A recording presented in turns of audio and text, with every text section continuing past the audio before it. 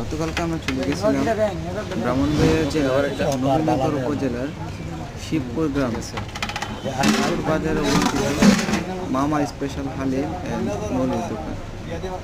এত সুন্দর এবং সুস্বাদু খাবার,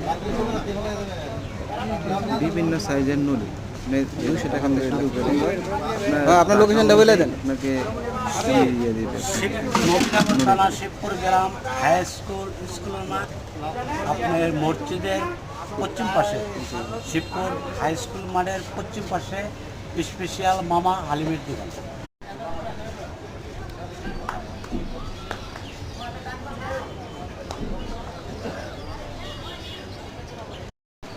আর নাম্বারটা